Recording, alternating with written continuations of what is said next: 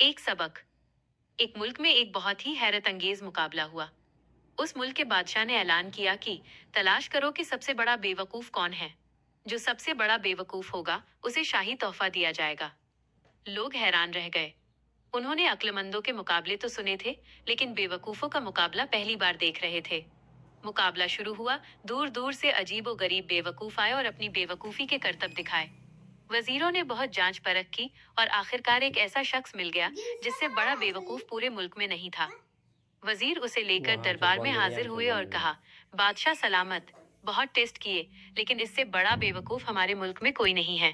बादशाह ने यकीन करने के बाद अपनी कीमती सोने और जवाहरात की माला उतारी और उस बेवकूफ के गले में डाल दी। बेवकूफ खुशी खुशी अपने घर चला गया। बादशाह की बीमारी और मुलाकात। कुछ वक्त गुजरा, बेवकूफ को खबर मिली कि बादशाह सलामत बहुत बीमार हैं।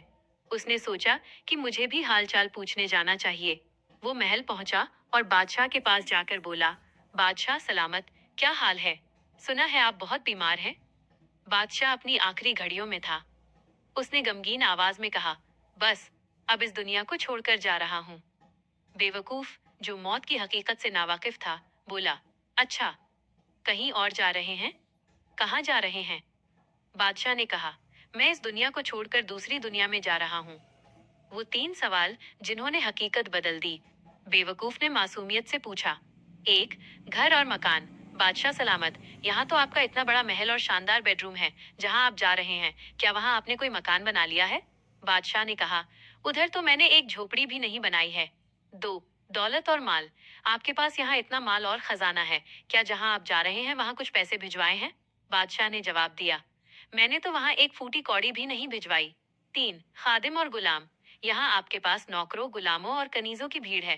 क्या उस दूसरी दुनिया में आपने कोई खादिम भिजवाया है? बादशाह ने मायूसी से कहा, उधर मेरा कोई खादिम नहीं होगा। अंजाम। ये सुनकर उस बेवकूफ ने एक कमाल का काम किया।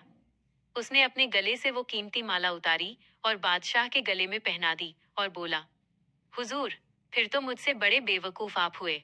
आपको पता है कि आप हमेशा के लिए किसी दूसरी जगह जा रहे हैं, फिर भी आपने न वहां घर बनाया, न माल दौलत भेजी और न ही कोई खादिम भिजवाया। आखिर आप वहां करेंगे क्या? ये कहानी हमें याद दिलाती है कि हम दुनिया की तैयारियों में इतने मसरूफ हो जाते हैं कि उस सफर को भूल जाते हैं जहां हमें असल में हमेशा रहना है।